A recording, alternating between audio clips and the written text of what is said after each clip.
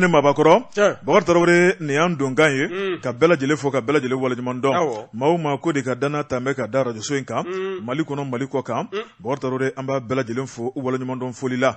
ali bi ala kan to nyoanye ala ka me ka nyona me ala kan antike nyogona bakar tarawre ni ko arajo iba fo ko kunafoni iba fo ko nisondia mugunu te barafosa bolo bena da orodo minye ji dongodo bori ka damne ntene ni gata bla jumala neni wati sera neke kanya tan kele sanka bisaba kata bla neke kanya tan sabala amanda do kuna foni balan te do wara ye mamunu be kalmunta ninga magonke ka yele kulu sanfe ka ji momo ka do menemene wokono ka kuna foni wogo be ka seben nu ya seben ka ban on yabarale men ni ka fo anta seben ante ka keneka a foyi te ka ɲana n'anga baara ye mun ye ni ka n da don an bɛ baw ye wɔrɔtɔrɔ baara kɛcogo filɛ nin ye bi sɔgɔmada in na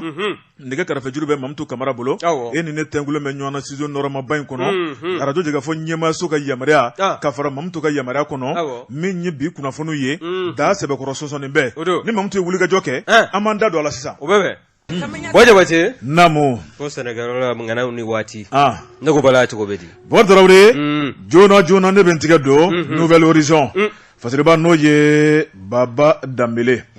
Dambele ko Bordarawre kunu masake blo la kuluba anga jamana kuntigi transition nyema Colonel Ashimi Goita Bordarawre aye anga marabolo nyema wele ninkanu lame Sebenigala ko ni kuma kan tumbe sena kabni watija jamana be dabolo mna be domna ko bi o dugolente mashila minye bamanchu ye jugu ukadana juga wale wuli ka jo bilisa nyaga mi bon senga bon kunga Bordarawre anta do man komi amanjami mali yere marabolo be to di ambe domna ko bi nyema munun be nu sigile ba chela ukana nyefolike Sebenigala ko jamana kuntigi abe kuma boloda Bordarawre jateminala aba bela jelen waliya ko ni kuma tun fora kabini watija min ye jamana marabolo ye o nyema no ye gouverneur ye o ni jamana kuntigi kan ka nyogo masake blola ni ga sigika fo ke sigika fo o ye damu ye Bordarawre kunu min ye region tan ani kononton be jamana kono ni ngara faba ka Bordarawre mugan a gouverneur u sigilen tun be jamana kuntigi nyekoro jamana kuntigi no ye colonel Ashimi Goita a kelen kunte Bordarawre aka gouvernement min ye o nyema ye Dr Shogel Kokala Maiga ka fara min ye ministre de l'administration territoriale gouverneur be min ka dangane kono ninga fara gouvernement mamru to ka bela jele ko ntun sigile men ninga lamelike wele kunye munye wale ya fla akuma ba folo o de ye ka gouverneur be nyininga kelen i ka marabolo jamana nyema ye dana mun dai ka kabini sigira fo be muni mune bi ka marabolo kono nyuma sira kono juguma sira kono iko nyefo Bordarawre bamanchu no ye toro jugu tigala mɔgɔw ye u bɛ ka mun de kɛ i ka sigida kɔnɔ waleyaw jumɛn de bɛ i ka sigidala maaw ka hakilina ye mun ye i ka sigidala maaw mago bɛ mun ni mun na i ka sigidala maaw tɔɔrɔ jugu jumɛn de b'u kan o kuma ka bɔ i da kɔnɔ mɛn da ye mɛn tigila ye o fana ma tɛmɛ ka bɔ yen Bordarawre n'o fɔra dekun dɔnna ka ban jamanakuntigi ye bɛɛ lajɛlen ka dekun mɛn k'a daminɛ Kayi ni ka taa bila fo Tawudeni Bordarawre min ye dekun mɛn ne jamanakuntigi yɛrɛ fana tilala ka kuma bɔ ka bin n'o ye tako filanan ye o de ye dekun n'a y'a kuma bɔ da kɔnɔ a fura bɛna kɛ jumɛn o kuma min ye a fura ye Bordarawre dekun minnu bɛ marabolo kɔnɔ marabolo tanga jamana kɔnɔ bi dekun tɛ marabolo mun na marabolo bɛɛ n'a sigikan don marabolo bɛɛ n'a ka dekun don min ye tɔɔrɔ jugu ka taa bila baarako min ye dunkafa ye sɛnɛkɛ ko Bordarawre ka taa bila denmisɛnw ka hakilinaw la kɛnɛya ko bɛɛ lajɛlen y'i ta fɔ kumakan fɔlen kɔ Bordarawre o kuma laɲini tilala ka kɛ bɛɛ lajɛlen fɛ i ka dabali ni ka fɛɛrɛ ye min ye i yɛrɛ fɔlɔ ko kuma bɔ i da kɔnɔ min ye gouvernement ye ale bɛ sɔrɔ ka na fara n kan na jamanakuntigi y'a yira k'a fɔ min ye dekun n'a bɔra da kɔnɔ a y'a bɛɛ lajɛlen mɛn Bordarawre dekun ninnu bɛ furakɛ siga tɛ min na sabu cɛdenw minnu bɛ an ka jamana kɔnɔ n'o ye lakanabaaw ye u labɛnnen bɛ u ja minen bɛ u y'u kale jamanadenw ye sabu u donkun dɔ fini kɔrɔ ka jamana lakana ko hali n'u nin bɛ to a la Sebenikala ko Bordarawre min ye marabolo caman be i b'a ye k'a fɔ gouverneur a n'a ka baarakɛlaw tɛmɛnen kɔ foroba baarakɛla tɔw olu ntaɲan be min ye k'a sababu kɛ jatigɛ wale kɛbaaw ye min ye bamanci wale Bordarawre maa caman de be n'o ye sous-préfet ye maa caman de be n'o ye gouvernement ka baarakɛlaw ye service technique Bordarawre bɔnɛ ni tɔɔrɔ jugu tara ka maa min sɛgɛrɛ k'o de dagosi ka bon dɔw y'a kusa ni sigi ye taama kusa ni sigi ye kɔni Bordarawre maa minnu bolila ka b'u sigiyɔrɔ la jamanakuntigi ko k'u kan ka segi u sigiyɔrɔ la u kan ka segi u nɔ na o kan ka kɛ sabu n'u tɛ ko maaw bɛ to kinikini na n'u tɛ maaw jigi tɛ fa wa n'u tɛ hali bi hakilina wasi bɛna maaw la o tuma k'u kan ka sigi ka t'u ka baara kɛ o de bɛna ni danaya ye o de bɛna ni wulikajɔ kura ye ni k'a ɲɛsin sigida yɛrɛ dilanni ma min ye o baara ye gouverneur ka ko bɛɛ lajɛlen kɛ maa minnu tun bɛ yen n'u bɔr'u nɔ na u ka segin joona maa kura minnu bɛ yen n'olu nomena u ka t'u ka baara kura kɛ joona lakanabaaw ka bila baara la min ye sigidalamaw ye u ka lafiya sɔrɔ min ye jamanakuntigi a y'o fɔ ni ko bɔgɔla dɔn o tɔrɔ ye ko Mali marabolo fɛn fɛn bɛ yen k'a fɔ de k'e sugandira k'e ka taa baara kɛ jamana tɔgɔ la k'i ban ko yira yan o kuma t'a la i bɛ taa dɛ walima i bɛ bɔ baara la hali n'an b'i pousser de k'i pousser ka taa n'i ye i ka taa wali i ka baara bila i ka bila i jɔyɔrɔ ka di maa wɛrɛ fana b'a ta sabu n'i ban dɔ kɔrɔtɔlen don sɛbɛnnikɛla ko o tɔrɔ de kunu jamanakuntigi ni gouverneur ka ɲɔgɔn ye maa bɛ se k'a fɔ sa k'a kɛra hɛrɛ ni karama ye k'a sababu kɛ mun ye min ye hakilina minnu tun bɛ majɛ na a bɛɛ lajɛlen farala ɲɔgɔn kan kunnafoni filɛ an ye min bɔ Nouvelle Horizon kɔnɔ Baba Danbele ale ka sɛbɛnni don Baba Danbele ka fara Nouvelle Horizon fasirijɛkulu kan wajabata an b'u bɛɛ lajɛlen fo ni ye n tɛgɛ don ni sɛbɛn bɛ bɔ sɛbɛn min n'o k'a ma ko le confident o don le confident Dawuda Z Kane nin ye a ka fasiri ye o don Dawuda ko min ye anw ka cikɛlaw ka nɔgɔko ye e ko a kɔlɔlɔ a t'a la ka bonya diɲɛ don o don wa n'i y'a ta k'a lajɛ ko a sabu maa bɛ se ka fɛn fɔlɔ min miiri o de ye cakɛda fɔlɔ minnu n'olu sigila nɔgɔ dilanli kama ka ɲɛsin anw ka cikɛlaw ma olu burujali n'i y'a ta k'a lajɛ min ye anw ka jamana kɛlen kɔ k'a ka yɛrɛma hɔrɔnya sɔrɔ ni a ɲɛma jamanakuntigi fɔlɔ o kɛra ala ma hinɛna président Modibo Keyita ale kɛra o ye wa n'i y'a ta k'a lajɛ k'a kun ye usine min sigi sen kan n'a bɛ cikɛlaw ka nɔgɔ ko ni k'a ɲɛnabɔ o de ye phosphate de Tilemsi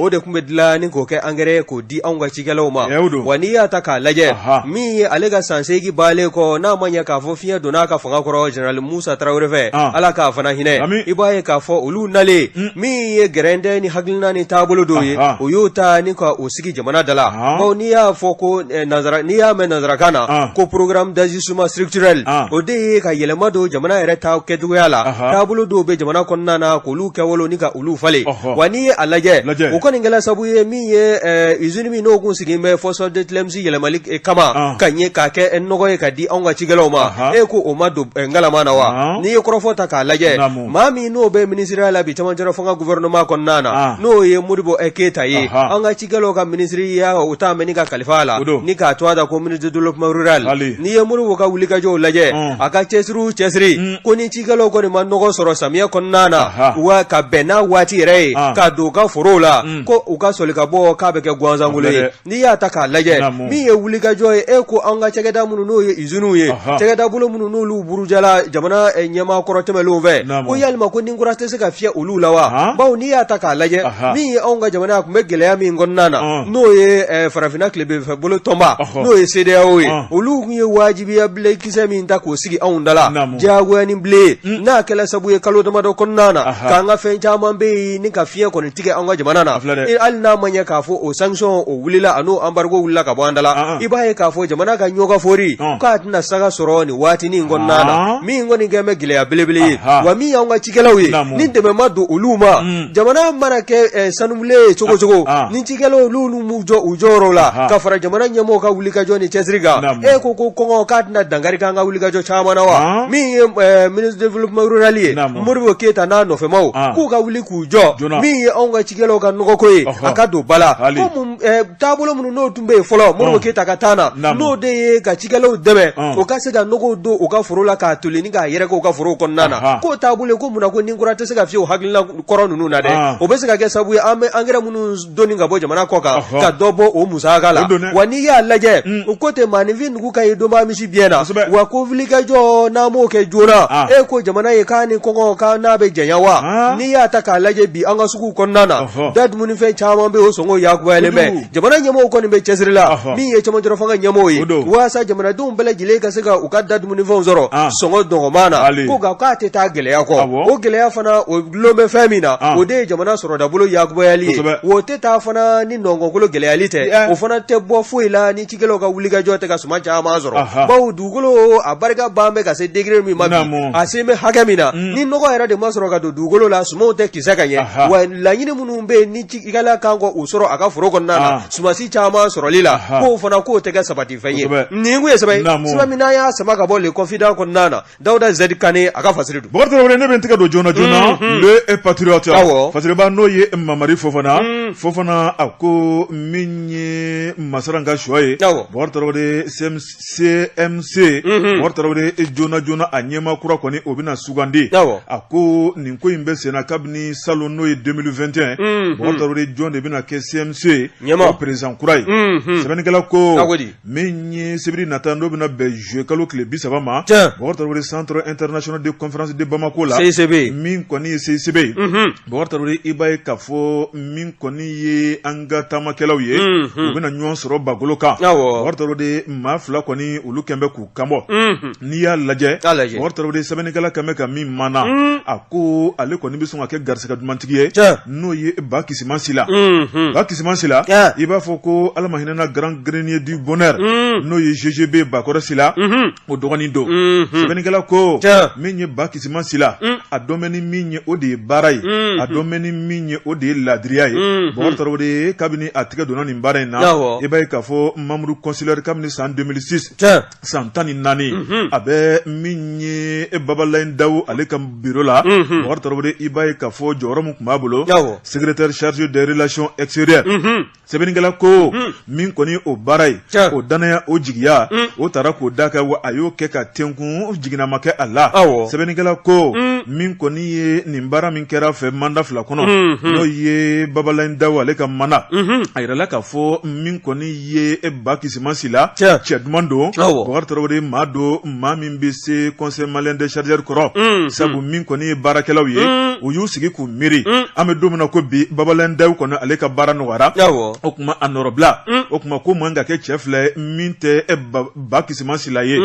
sebenigala ko ako election era koni tunkera san 2021 borto boro mino madugo maliden shila sabu akera ni mangai sama ni kera ablanta bla menye criticalo ye ulu sendo na barala borto le cour suprême o ye munumunu salo bolo da manya minko jamana yere ministry woraka jo ka ira ka fo election min kera ale ya tanin ka bla asenkoro o kera fuye election kura o de bina boloda o election kura bina boloda o de sibiri natai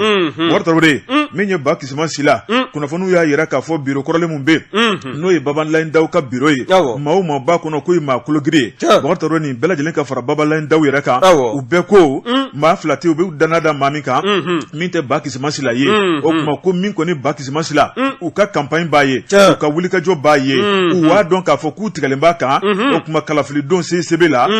ko jabi bitabo kuma na ko ma flati ko tina boda kono ko ye o kuma ko de bina ke ale akaketi sebenigala ko minye aka programme ye atabali aya yira ka fo ale ko ni hakilla tigalemba ko ngomira na mode o kuma na tara abina minta ninka transporteur secret wadi o de flani ye aya yira ka fo minye CMC wadi kalebina anyeda di yelema kabla amina lakika kono ka ke abarakela usakoi maka na nyigala maka na funu Allah wadi ni baraji nyeda ma yelema barakela te ni misi wasa soro sebenigala ko ako dana ko sabati mauni nyonche menye kuna funi di baraye ko cherin ko ka ketola foi kana ke dugo ni kono fon fe na be ke akayira jien mala sebenigala ko ako mamunu be doni bata ninga ta jamana kofe mamunu be doni bata jamana kofe kana jamana kono wa mamunu fana be no transitaru ye bokarto ko barabe na munun uludi ni nyonche ni kulubele ba saba wa ba donc afo ni kulubele ba saba kelon kele ni beka dana be aleka na kera nyema ye bokarto ko gera nyona bokarto ko bolo di nyogoma ka bebla ka minen kono oni minka kan bakisima sila borto ro sebenikala ko ako min ko ni jamana hakiya munu fo jamana sharia munu fo borto ro kabina baraka ni sharia doni ye min ye be kible ka joro kono nana ako ni manifi mabla ka joro kono o de bina ni bisi basai o de bina ni fonyogon koy o de bina ni nyigini o de bina ni fununi wa o de bina ni kelaye ako ni ye kele ka tola ye mishikumulo no fe da dugula no fe ko be dokono ako ale tati war ko ye atati haraba ye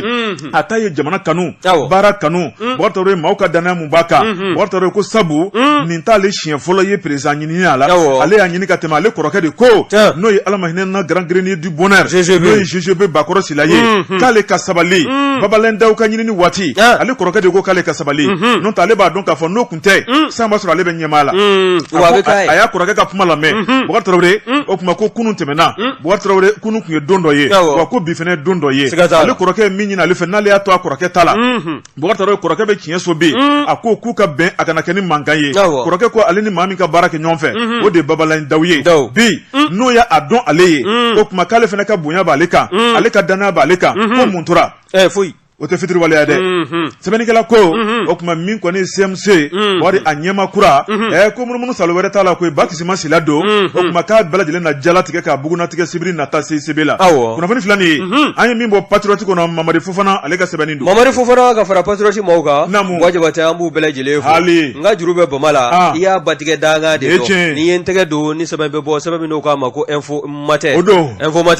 k'an ka taa an ka boisson dilanyɔrɔ in na dɛ n'o ye société de brasserie du Mali Bramali n'i y'a ta k'a lajɛ ko yalima o ni comité syndical n'o ye baarakɛlaw ka lafasali tɔn jɛkulu ɲɛmaaya bulon ye ko o bɛna taa kɛlɛ in minnu b'u ni ɲɔgɔn cɛ ko yalima kɛlɛ in k'a bɛna kuncɛ waati jumɛn na dɛ n'i y'a ta k'a lajɛ yen kɔnɔna a man di ɲɛmaayaso n'o ye direction ye ka taa se baarakɛlaw ka lafasali tɔn jɛkulu ma n'o ye ka comité syndical ye kabi avril kalo san 2021 n'i y'a ta k'a lajɛ min ye maa 5 ye olu kɔni kun bɛ comité syndical la Bramali la olu kɔni gɛnna k'u sɛbɛn kɔrɔ gɛn fo ka wulusiw nɔfɛ k'a sɔrɔ maa min u m'a bɔ a kun tɛ dɔwɛrɛ ye dɛ u y'u ka hakɛ min ɲini k'a fɔ u ka bila u ka baara kɛ hakɛ minɛn kɔnɔna na ani min ye taabolo dɔw ye min bɛ se ka baara nɔgɔya u ma Bramali société kɔnɔna na o kɔni y'u da don o de la ka ɲɛsin direction ma u y'a kɛ gafe ye ka taa di directeur ma min ye Sébastien Castagnaro ye Sébastien Castagnaro ale de ye Bramali directeur ye an bɛ donnin ye ko bi wa n'i y'a ta k'a lajɛ directeur kɔni ye ni maa 5 gɛn hali sini dama d'u ka ko la u gwɛlen n'o ye inspection de travail ye u sela ye o ma dɔ dilan a la o tɛmɛlen kɔ ka bɔ yen e ko o ma se bɔgɔ jenilen kan wa min ye tribunal ye o ye u ka plainte don n'o ye jalakili sɛbɛn ye ka ɲɛsin Bramali o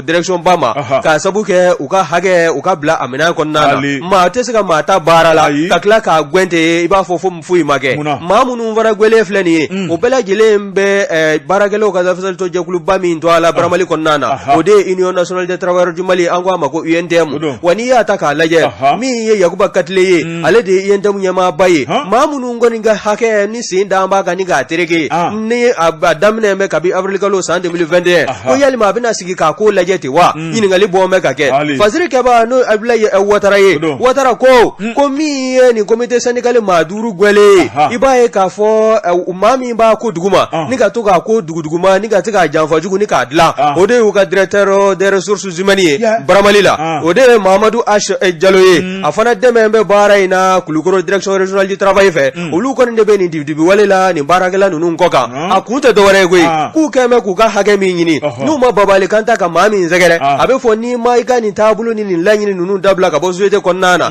i na kɛ sabu ye an bɛ bɛɛ lajɛlen gɛn min ye maa caman ye maa 70 bɔ ɲɔgɔn ko olu bɛɛ lajɛlen kɔni u bɛ fɛ k'olu fana gɛn k'a sabu kɛ ko gɛlɛya bɛ société kɔnɔna na gɛlɛya bɛ société kɔnɔ aw di b'a la ka maaw ta diɲɛ don o don ko yalima k'o kɔrɔfɔ k'o bɛ mun ko fɔ o de ye min ye Bramali yɛrɛ ɲɛmaaya bulon ye dɛ u t'a fɛ yɛrɛ de ye ka comité syndical ko o ye cakɛda in kɔnɔna na ka taa sɔrɔ min ye anw ka jamana yɛrɛ sariya sunba ye ani a ye bɛnkan sɛbɛn minnu tɛgɛnɔ bila organisation internationale du travail ka taa se bureau international du travail ma nin bɛɛ lajɛlen bɛ lafasali tɔn jɛkulu ninnu ka sigili ko fɔ nin cakɛda ninnu kɔnɔna na k'a sabu kɛ maanifin minnu bɛ baara kɛ yen kuma da ka ye u la maa minnu bɛ kuma u cɔ a la wa n'o kuma taara kɛ k'o bɛ taa kɛ sabu ye ka maa don gɛn kɔsada in na i b'a ye k'a fɔ min ye directeur des ressources humaines ye ale Bramali kɔnɔna na n'o ye Mamadou H Jalo ye a kɔni a ye nkalon dɔ ta dibi ni nkalon ani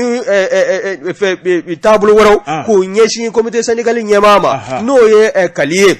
Kali ani Kali Siribe ani a ka waribɔntigi n'o ye Banjugu Sumunu ye ninnu kɔni welela bon min ye directeur des ressources humaines ye a y'a jira k'a fɔ ko wari dɔ kɔni kun t'a la ni ka di comité syndical ɲɛmaaya bulon ma k'a fɔ ko min y'u ka logement sociaux ko ye k'a na don ko da fɛ ko o nafolo ko taa fan ma dɔn o la ko maa 2 ye n'o ye Kali n'a ka trésorier ye k'olu kɔni tɛ kɛla sabu ye k'u da nafolo in kan k'a dun i b'a fɔ komi totunu na nugu la o nkalon min da la ka da olu la dɛ ko u ma taa ka kalo kelen kɛ kaso la wa u taru ko sɛbɛ kaso ma kɔnɔna na mais u bɛɛ lajɛlen kɔfɛ u bɔlen u y'u ta da bɔgɔ jelilen ka kokura min ye direction ye n'o a ɲɛmaaba n'o ye Sébastien Kasaɲɛro ye a kɔni a jirala k'a fɔ u ye wulikajɔ kɛ juge ɲɛkɔrɔ ko Baramali a ɲɛmaya bulo a ma dugumasara cɛ wa maa ninnu kɔni y'a jira k'a fɔ olu n'u ta da bɔgɔ jelilen ka halisa bi na u bɛ Cour suprême u ka fanfɛla la waasa u ka hakɛ an'u ka u bɛ se ka bila u ka baara kɛ minɛn kɔnɔna na cogo min na wulikajɔ ɲɛsin bɛ o ma min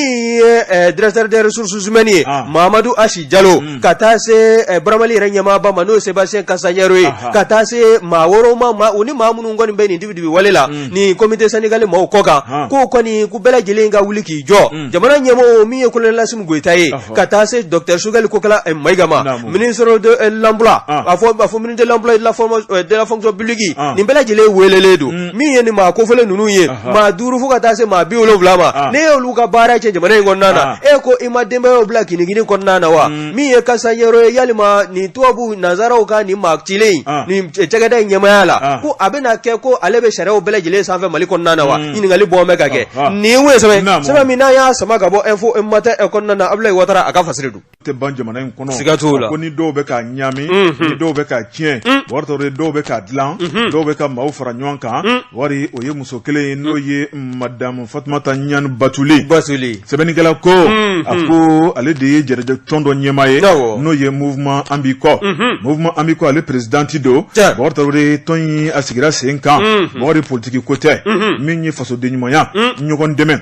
makari hinɛ wari tɔ ka se k'o lase jamana in ma sabu jamana in y'an bɛɛ lajɛlen facɛn ye a ka kan maa o maa i bɛ se ka fɛn o fɛn kɛ wari tɔ o kɛ i k'o bolo da i k'o ɲɛsin jamanadenw ma i bɛ baraji sɔrɔ sɛbɛnnikɛla ko a ko a ye baara dɔ ninnu don n'o ye juin kalo tɛmɛnen tile 18 a kɛra Bangɔni na wari jamana ɲɛmaaw yɛrɛ ka yamaruya kɔnɔ wari n'o de ye samiya belebeleba in min ye sanji bɛ ka suru cogo min na a bɛ ka suru ni sanji ye suru daminɛ nɔgɔw de bɛ wuli fan bɛɛ ɲamaɲamaw kɔ dingɛ kɔnɔnaw ɲamantonyɔrɔw sumajugu de bɛ bɔ fan bɛɛ Fatumata Ɲani Batuli ko o sumajugu n'o ɲamaɲamaw k'ale de ɲɛ tana o ye a bɛ fɛ k'a bɛɛ lajɛlen furan k'a jɛ ka Bamakɔ kɛ Bamakɔ ville coquette Bamakɔ ville propre k'a segin a danbekɔrɔ la wulikajɔ in tɛ sa kɛ i b'a dɔn n'a ye nin ɲɔgɔn na baara ɲuman bɛ ye wa nka n'a y'a kɛ ni sigida mɔgɔw m'u taabolo falen yalima kun bɛ baara in na maaw b'a falen o ayiwa a bɛ falen sen na kɔni ni kunun tɛ kelen ni san nana k'i bɔ k'i jɔ an ka pɔnseda ninnu na dɛ maloya ko don maaw de bɛ bɔ ni ɲama ye ten digiba ka na sura maloya ko don o bɛ gɛngɛn ka taa to maa dɔw da la tugun Bɔrɔ Tarawele sɛbɛnnikɛla ko n'o ye Abubakar Berete a ko min ye baara ninnu donna Bangɔni na bɔri baara ninnu donna ni hakilina min ye o de ye sigida bɔri an bɛɛ lajɛlen jɛ don foroba don nka a mana fɔ foroba togo bɔgɔri an bɛɛ kan kɔfilɛ jamana ye an bɛɛ ta ye ale ye opérateur économique ye bɔri min kɔni ye wulikajɔ ye i b'a ye k'a fɔ wulikajɔ min bɛ an ka jamana in kɔnɔ bɔri o ti dɔwɛrɛ ye o de ye jamanaden i ka kɛwale ye fɛn min i kana tɛmɛ a kɛrɛfɛ min kɔni sigida ye k'a furan k'a jɛ sigida Bɔkari Tarawele k'a kɛ sigidalamaw sago ye Bɔkari Tarawele i b'a ye k'a fɔ i mana kɛ baarakɛla suguya o suguya ye o tuma k'i k'i jɛniyɔrɔ fiye o ko la nka ko de gɛlɛya bɛ an ka jamana in kɔnɔ maaw bɛ yen nafolo b'u kun maaw bɛ yen Bɔkari Tarawele se sugu bɛɛ lajɛlen b'u ye baarakɛminɛnw b'u bolo Bɔkari Tarawele nka u b'u sen na ɲama kan u bɛ tɛmɛ n'u yɛrɛ ye ka taa sumunkɛyɔrɔ la ka taa denkunnukɛyɔrɔ la ka taa kɔɲɔkɛyɔrɔ la ka an mago t'a la Batuli ko ale kɔni t'a kɔfilɛ ale t'a yɛrɛ k'a fɔ k'a mago t'a la Bɔkari Tarawele ale kɔni b'i kɔfilɛ a b'i kɔfilɛ fasoden ɲumanya la a y'o baara de daminɛ min ye pɛliw arato ka taa bila burɛtiw la gan kasine furanna Bɔkari Tarawele a ye nin camanba de san ka fara mobiliw kan dɛ ni k'a bila jeunesse ka bolo kan sigidala denmisɛnw k'olu wele ni k'u bolo don baara la sigida o sigida denmisɛn mun bɛ yen Bɔkari Tarawele tigɛ ɲɔgɔn wɔrɔ ko fara ka ca o tuma denmisɛnw yɛrɛ ka wele k'u bolo don baara la u ka kɛ sababu ye u ka sigida u ka sanuya o bɛ kɛ sababu ye u yɛrɛ k'a dɔn k'a fɔ sigidala baara kan ka kɛ cogo min na jamana kanu bɛ don dusukun na sɛbɛnnikɛla ko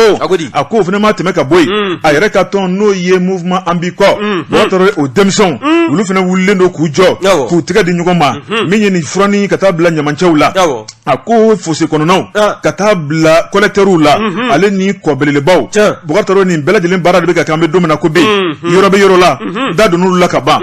a ko n'i ye Maɲanbugu lajɛ baara 12 fili bɛ yen Banankabugu ATT bugu 1008 logement Ɲarela Lafiyabugu Falajɛ kɛ bɔtɔre bangoni o n'a lamini ko pantigɛ dugu kunna k'a ka dɔgɔ ka bɔ a kana ɲinɛ omnisport ɲamanto min koronto bɛ kana i da sen bɛ jiri ma jamana bɛ sira minɛ manifu na fama a tɛ ɲinɛ kɔ ni tilakɛra tɔw la a bɛ sɔn ka laban ale la a kana ɲinɛ ani lafiyabugu kaburudon ni tilakɛra tɔw la ma dɔn ka fɔ ɲinɛtiko kɔ bɔtɔre sɛbɛnnikɛla ko a ko n'i ye jateminɛ k'i mana bɔ bamakɔ bolofurancɛw la i bɛ taa sɔrɔ fosow de bɛ ka labɔ i bɛ taa sɔrɔ sira dɔw tigɛlen bɛ baara mun bɛ ka kɛ dɛ a fangirima o de batuli ka baara ye a ko nin fasoden ɲumanya baara ye bɔtɔre ka sigida sanuya bɔtɔre ko mun ka di k'o bɔ diinɛ tɛ nɔgɔ fɛ bɔtɔre adamadenya tɛ nɔgɔ fɛ kɛnɛya tɛ nɔgɔ fɛ maa min ko kan ka diya bɔtɔre de ko maa bɛ so siri tɛ ko la a ko yɔrɔjɛ dɔrɔn tɛ bɔtɔre min ye jamana kanu n'o ye citoyenneté hakilina o kuma ko jɛrɛjɛkulu fana bɛ yen o bɛ k'o baaraw kɛ janko bɛ se ka don jamanadenw hakilina la cogo min na o kuma ni yɔrɔ farana k'a jɛ bɔtɔre ni jamanadenw ma matarafa ka ɲa ko tɔ ka jɛ baara don o kuma janko a kana nɔgɔ tuguni janko a kana bisibasa tuguni ko maaw fana bɛ yen minnu ka baara o ye ka maaw sensibiliser sɛbɛnnikɛla ko a ko min kɔni ye sumunkɛlaw ye n'u b'u pari ni ka gongo mugu fiyɛ ka kale da bakari fu kulokɔrɔla la ka urujavulu da bakari fu kulokɔrɔla la k'olu k'a dɔn k'a fɔ o pariliba in tɛ nafa ɲa bi tile kɔnɔ koyi u k'u ban o pariliba in n'o sumuntagaba in ma dɛ u ka taa fara ale kan u ka jɛ u ka baara kɛ ayiwa n'i ko maliyɛn ma na an ka baara kɛ a jigi bɛ da fɛn fɔlɔ min o ye nafolo ye dɛ dɔ ka kuma tɛ k'i b'a dɔn pariliba ye a tatɔ la a ka fini gomi a bɛ sɛ kantigɛ nka ba siso suma ka di n'a siso ye ayiwa siga foyi t'o la bɔtɔrɔ de sɛbɛnnikɛla ko a ko seliba mun tɛmɛna sisan min ye saga 1000 ye a y'o de di dugudenw ma bɔtɔrɔ a ma maa bɔ maa la denmisɛn yatimɛ falatɔ minnu bɛ pudurɛli la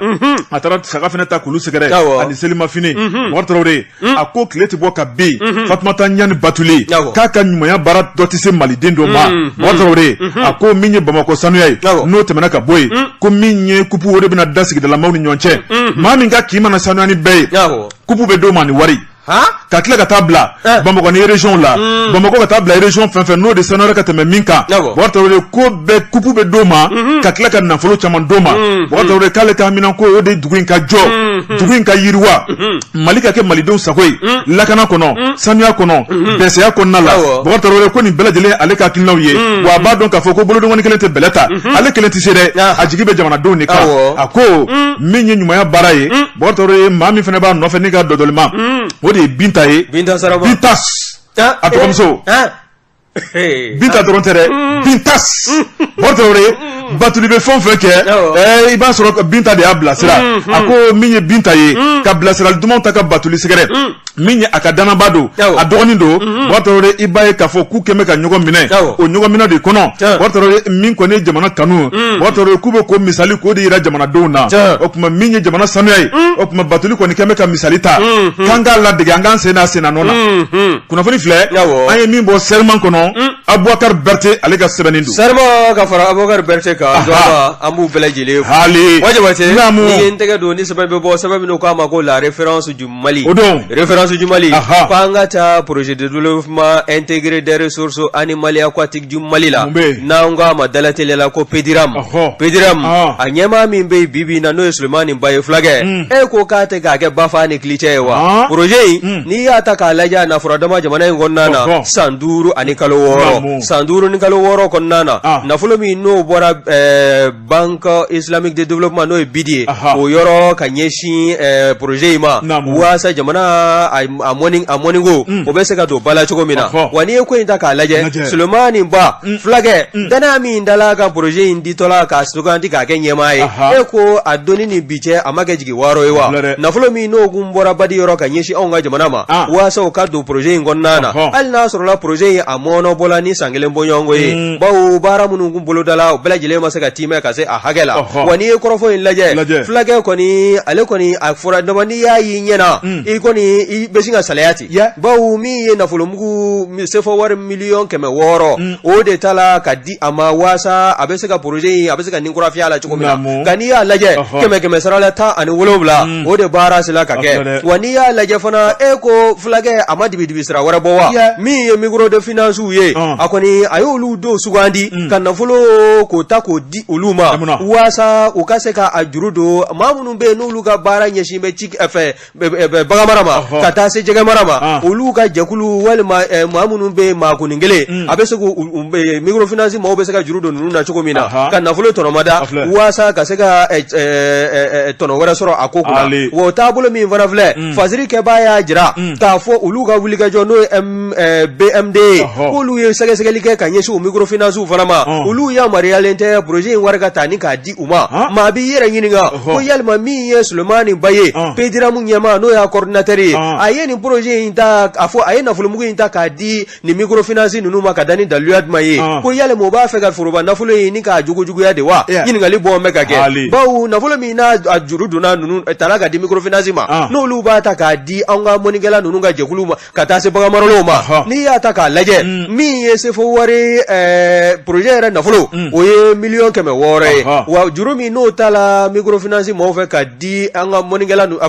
bagan maralaw ma o bɛ t'i jɔ sefo wari $1,100,000 bɔ ɲɔgɔn la o $1,100,000 fana n'o dil'i ma i kalo 4 o de bɛ ta ni ka d'i ma furancɛ la waasa i ka se ka nafolo in ni ka a sara k'a ban pewu nka bi na a bɛ ɲini ka san kelen bɔ bi nafolo in min n'a bɛ kunbala na o taalen b'i jɔ sefo wari $1,100,000 bɔ ɲɔgɔn la o ma se ka sara maa b'a la k'i yɛrɛ ɲininka ko yalima minisiri min bɛ yen n'ale ɲɛsin bɛ anw ka jamana nafoloko ni sɔrɔdabolo ko ma ko yalima k'a sigi bɛ ka maa kofɔlen lajɛ ka da kun jumɛn kan ministre de développement rural ani élevage pêche yalima ninnu sigi bɛ ka Sulemani Ba lajɛ a ka nin ko kuntan na ka da kun jumɛn kan ɲininkali bɔ bɛ ka kɛ wa n'i y'a ta k'a lajɛ anw ka jamana n'i y'a ta k'a lajɛ min ye mɔni ye ka taa se cikɛ ma ani min ye baganmara ye nin bɛɛ lajɛlen kɔni ɲɔgɔn ɲɛ mɛ anw ka jamana kɔnɔna na yan ni projet nana k'a b'o kɛbaaw kɔni dɛmɛ baara la ni o kɛbaaw kɔni ma saliya e ko jamana k'a ka sɔrɔdabolo k'a tɛ yakuba ni k'a jidi wa nka maa min bɛ nin projet ɲɛmaya la n'o ye Pediramu coordinateur ye Sulemani Ba a kɔni a yena n'a sugandili a kɛra jigi waaro ye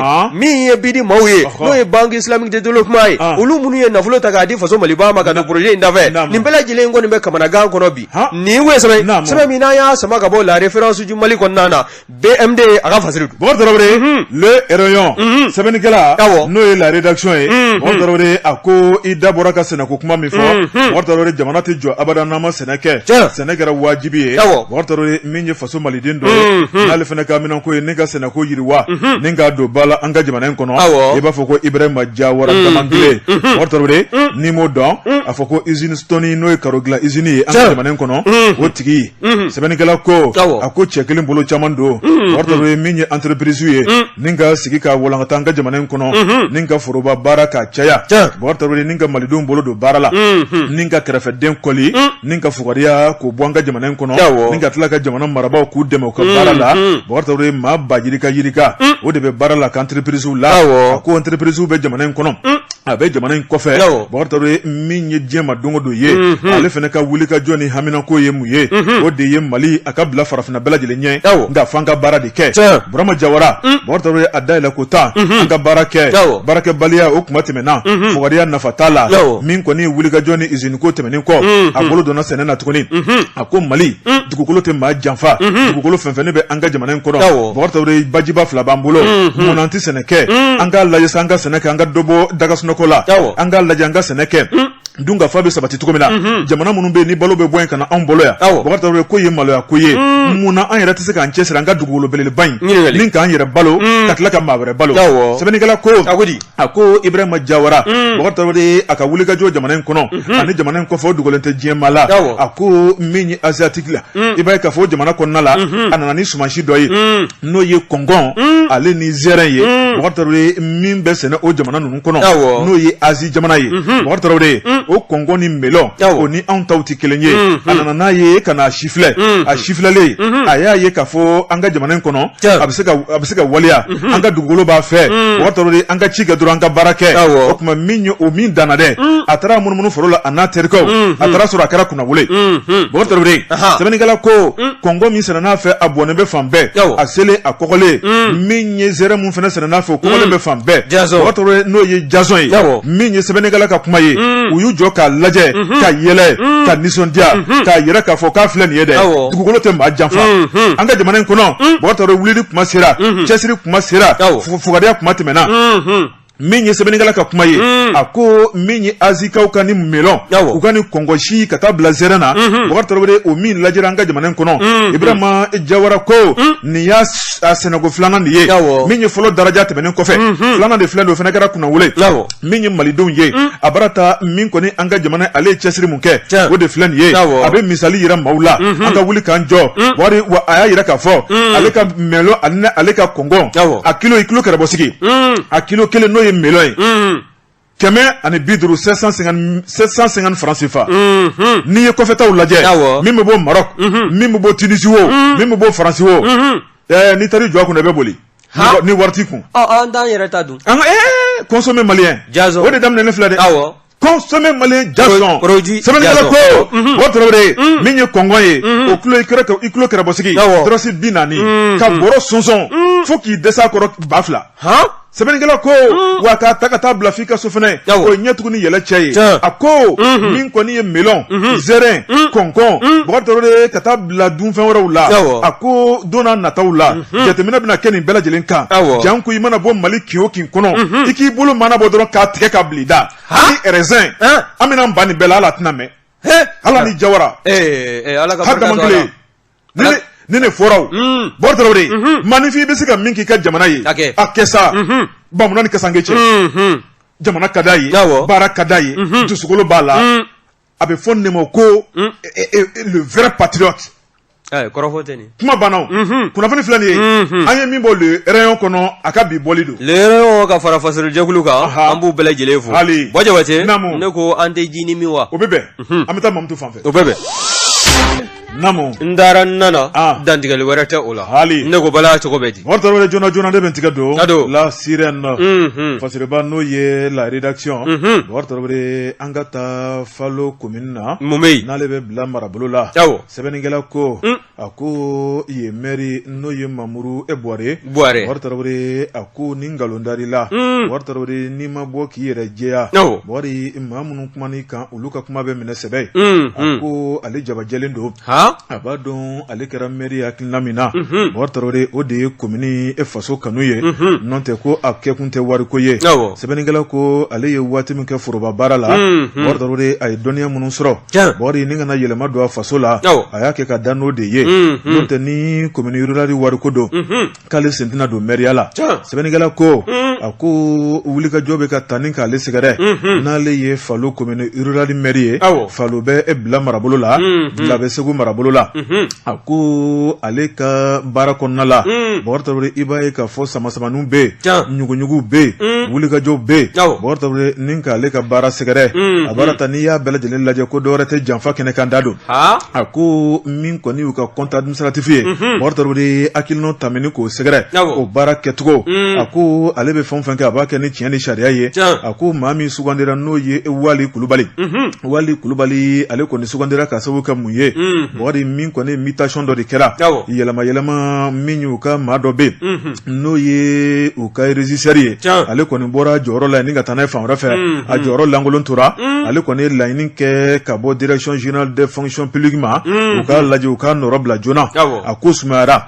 a ye nɔrɔ bila weleli kɛ joona ni ka ɲɛsin min ye Segu ale ɲɛmaayaso ma Bubakari Tarawele u ka lajɛ joona u ka nɔrɔ bila o tuma olu yɛrɛ kɔni fɛnɛ y'a lajɛ Bubakari Tarawele ni ka maa sugandi janko baaraw bɛ se ka boloda sabu jamana ka baara don a tɛ se ka jɔ Bubakari Tarawele min kɔni olu ka wuli ka jɔ o bɛnna maa min ma n'o ye Wali Kulubali a ko a kɛra sariya kɔnɔ min kɔni ye direction régionale ye Bubakari Tarawele ale ka yamaruya kɔnɔ fɛn o fɛn kan ka kɛ o bɛɛ lajɛlen bolodara Segu marabolo fɛ o tuma a y'a ka baara daminɛ a ko fɛnɛ ma tɛmɛ ka bɔ yen Bubakari Tarawele n'i y'a lajɛ min ye Basiru Kumare ale fɛnɛ taara ni k'ale kɛ agent état civil ye yɔrɔ min na n'o ye Falo commune yɛrɛ ye n'o ye chef lieu de la commune ye Bubakari Tarawele o fɛnɛ kɛra ɲuguɲugu ɲagaɲaga ye sɛbɛnnikɛla ko o ma se ni ka conseil fara ɲɔgɔn kan ni ka délibéré o fɛnɛ ka sigili la o tuma k'ale de ye maire ba ye n'i y'a lajɛ article 72 o bɛ mun fɔ Mali collectivité sariya la maire e de y'i ka commune ɲɛmaa ye i b'i maa sigi min ka di ye i b'i ka fanga di maa ma min ka di ye wa i b'a bɔsi fɛnɛ min ka di ye e de ye maire ba ye maa min mana sugandi ka kɛ maire ba ye Bɔkari Tarawele i b'a ye k'a fɔ addition minnu bɛ yen Bɔkari Tarawele i n'olu ka baarakɛɲɔgɔn e de b'a tila kɛcogo la fanga in bɛɛ lajɛlen bɛ de bolo a ko ale sigilen tɛ commune kɔnɔ ale y'a ka fangaw ta ni k'a di secrétaire général ani a ka premier adjoint deuxième troisième a y'a du bɛɛ lajɛlen ma o tuma danaya kɔnɔna la a ko premier ni troisième olu bɛ baara olu ye parti dɔ ye n'o ye RPM ye a ko deuxième adjoint o ye ale yɛrɛ ka tɔn n'o ye MPR ye a ko n'i y'a lajɛ Bɔkari Tarawele a ye dana ta ka da maa kura min kan n'o ye Basiru Kumari ye o tuma k'o fana ye MPR ye o tɔn de ye a ko mandat tɛmɛnen deuxième addition kɔrɔlen Bɔkari Tarawele ale de kɔni tun ye Falo commune principale ye o maire ye min kɔni ye o état civil maire ye Bɔkari Tarawele a ko n'i y'a lajɛ wulikajɔ min bɛ ka taa k'ale sɛgɛrɛ Nenu min kɔni ye Burujaliw ye a ko maa dɔ kɔni Buruja ta ni k'a sɛgɛrɛ k'a sababu kɛ ale ka baara kɛcogo ye a ko min kɔni secrétaire général a ye yamaruya d'o ma a n'a ka cachet ordre de mission a ka baara kɛ n'ale tɔgɔ ye addition fɔlɔ filanan sabanan u ka baara kɛ n'ale tɔgɔ ye nka Bɔkari Tarawele n'i y'a lajɛ ale kɔfɛ janfanw taara ni k'ale sɛgɛrɛ a jɛɲɔgɔn a baarakɛ ɲɔgɔn fɛ a ko nin ye jigi wariw ye Bɔkari Tarawele e dɔ kɔni fa i yɛrɛ la ni k'a Buruja k'a neni n'o ye Seku Jiriba Kumare ye Bɔkari Tarawele ale kɔni y'a ta da bɔgɔ jeninen kan o tuma sariya tigilamɔgɔw ye wulikajɔ kɛ ni k'a yira k'a fɔ maa min kɔni bɛ neni ta ni k'i maanifin ɲɔgɔn sɛgɛrɛ o tuma sariya b'i ɲangi a ɲangina min ye sefa wari 500 ye 500 taara ni k'a d'ale ma Bɔkari Tarawele min kɔni maa dɔ u y'a yira fɛnɛ k'a fɔ ko fo k'o de bila min ye foroba kɛsu kɔnɔ n'o ye mairie ka kɛsu ye a ko fɛn mun taara k'ale sɛgɛrɛ ale de burujara ale de nenna Bɔkari Tarawele min ye nafolo ya tun bɛ se ka tɛmɛ o kan ko ye nka ale yɛrɛ ka adamadenya a ka sabali o de y'a to nafolo in dan n'o la a ko n'o tɛ n'a kun kɛra mairie ka sira kɔnɔna ye avocat mun taara ni ka baara kɛ a ka hôtel wari a ka dumuni a ka pɛrɛjɛmu Bɔkari Tarawele ko nafolo in o tuma ko mairie ka bɔta tun bɛ sɔn ka caya nin ko in na dɛ sabu ko mairie o de nenna min kɔni ye wulikajɔ ye Bɔkari Tarawele i b'a ye k'a fɔ o taara ni ka se ka école dɔ sɛgɛrɛ n'o ye Falo premier cycle ye Bɔkari Tarawele o clôture la i b'a ye k'a fɔ ANICT ka nafolo ale ni min kɔni yɛrɛ ka nafolo yɛrɛ yɛrɛ ye nka ko fana ye kumaw ta ni k'o fana sɛgɛrɛ n'i y'a lajɛ wulikajɔ wɛrɛ taara ni ka fɛn wɛrɛ sɛgɛrɛ wari n'o y'u ka sɛnɛkɛyɔrɔ ye wari kuma lankolon sugu bɛɛ taara ni k'o fana sɛgɛrɛ k'a yira k'a fɔ a bɛ ka dɔ kusa ni dɔ ye min ye nafolo ye k'a tila k'a k'a yɛrɛ kelen ta ye ni k'a kɛ didigɛni ye a ko maa 18 de bɛ mairie kɔnɔ n'o ye conseiller ye Bɔkari Tarawele baara caman bɛ yen a ma se bɛɛ lajɛlen ka fara ɲɔgɔn kan o tuma mairie kɔni fanga b'i bolo Mali fantan 4 bɛɛ lajɛlen kɔnɔ baara dɔ bɛ yen i ko sariya ta n'i yɛrɛ ye a ko maa dɔw kɔni bɛ yen Bɔkari Tarawele olu kɔni bɛ sama-samani la a ko ni yɔrɔ ka gon bɛ ale ka commune ka gon fo ka dama tɛmɛ k'a sababu kɛ bɛnbaliya ye politiki ɲɔgɔn senkɔrɔma cɛ kunnafoni fila nin ye an ye min bɔ lasirani kɔnɔ a ka bi bɔli don lasirani ka fara fasarajɛkulu kan wajibata an b'u bɛɛ lajɛlen hali n tɛgɛ bila n k'i sɔn maa ɲumanya tɛ fiyewu ni ye n tɛgɛ don ni sɛbɛn bɛ bɔ sɛbɛn min n'o k'a ma ko l'alerte nin ye maa min ka fasiri ye o ye Bazumana Kane ye Bazumana ko k'an ka taa direction nationale de l'urbanisme de l'habitat la dɛ min ye a ɲɛmaa ye n'o ye Amadu Dumuya ye a n'a ka cakɛɲɔgɔnw n'o y'a ka baarakɛdenw ye e ko bɛɛ lajɛlen ɲugun tɛ Amadu Dumuya la bi bi in na wa n'i y'a ta k'a lajɛ kabi a nadon n'a bɛ ɲini ka kalo kɔnɔntɔn bɔ bi n'i ye o ta k'o jate minɛ kalo kɔnɔntɔn in kɔnɔna na diɲɛ don o don i b'a fɔ kunun ka fisa bi ye bawo n'i y'a lajɛ min ye Amadu ye Amadu Dumuya min ye directeur national de l'urbanisme de l'habitat ye ale de b'o ɲɛmaya la bi ale kɔni ani syndicat n'o ye baarakɛlaw ka lamisalitɔnjɛkulu ye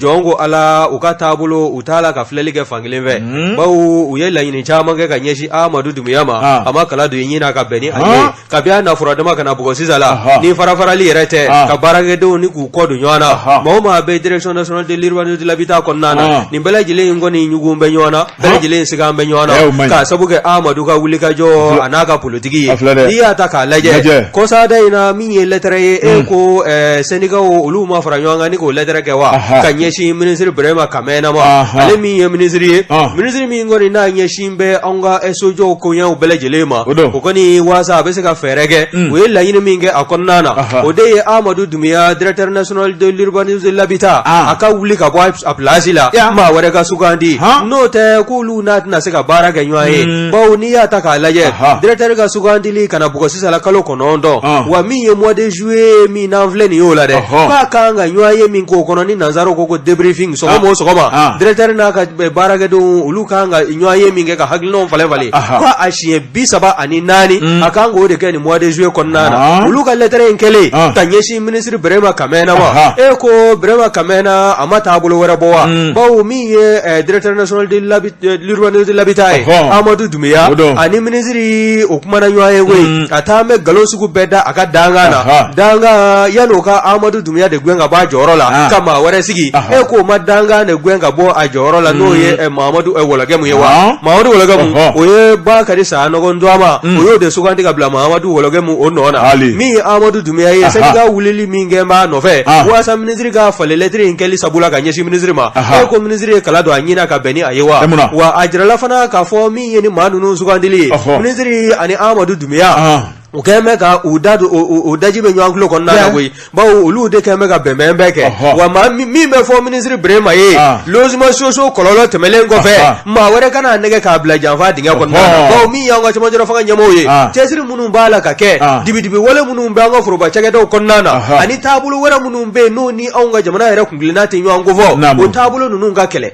juguya ka kɛlɛ ka bɔ jamana kɔnɔna na jɔn ɲɛmaa ni sugandila ka bila jɔnko fanga bɛ d'i ma nka minnu bɛ ka danganiya n'o y'i ka baarakɛdenw ye kan ka fɛɛrɛ ni dabali sugu bɛɛ lajɛlen tigɛ walasa olu ka se ka kunkilenna faamu walasa min ye baara kɛcogo ɲuman ye maa minnu bɛ wuli ka o sɛgɛrɛ walasa u ka sɛbɛnfura ko ka se ka ɲɛnabɔ nin bɛɛ lajɛlen ka se ka ta bala nka kɔsada in na wulikajɔ kɛlen kɔ sayidika fɛ i b'a ye k'a fɔ Amadou Doumbouya directeur national de l'urbanisme de l'habitat ko a ma lettre a ye décision dɔ bɔ min kɔni b'a jira k'a fɔ tɛnɛ o tɛnɛ k'a minɛ o donni fo ka n'a bugɔ bila fo ka taa fɔ a wulila ka bɔ a jɔyɔrɔ la don min na min ye debriefing ye o bɛ kɛ tɛnɛ o tɛnɛ nɛgɛ kanɲɛ 8 dana gosilen kɔ min kɔni bɛna kɛ u ka cakɛda in yɛrɛ o étage 5 na o ɲɔgɔnkɛsoba o kɔnɔna na maa b'i yɛrɛ ɲininka yalima Amadou Doumbouya baara in yalima a b'a dɔn wa bawo a sugandila ka bila maa min nɔ na o tun bɛ baara in kɛ ka se a hakɛ la wa min y'ale yɛrɛ ye dɛ maa min don a sugandila ka bɔ direction nationale du domaine et de l'urbanisme o de kɔnɔna na ka na bila direction nationale de l'urbanisme de l'habitat o ɲɛmaaya la ka baara t'a la ka kɛ i n'a fɔ jamana ɲɛmɔgɔw ni jamanadenw b'a la k'a ɲini cogo min na wa min yɛrɛ ye ko gɛlɛma ye ani baarakɛlaw t'a la ka bɛn maa b'i yɛrɛ ɲininka yalima baara in a bɛna to jɔyɔrɔ in na badabada wa Birama Kamɛna ministre de l'habitat de l'urbanisme et de l'aménagement du territoire de la population yalima a bɛna maa in to a jɔyɔrɔ la wa ɲininkali bɔ bɛ ka kɛ nin kun ye sɛbɛn min n'a y'a sama ka bɔ l'alerte kɔnɔna na Bazumana Kane a ka fasiri don Bazumana Kane Bɔkari an b'a fɔ ni ka tila ka sɛbɛnnikɛlaw bɛɛ lajɛlen fɔ sɛbɛnni min tun b'an bolo n'a bɔra ɲɛmaaso la wari nin y'o minɛ sianilen n'a dun sianila dɔwɛrɛ t'an bolo de ye waleɲuman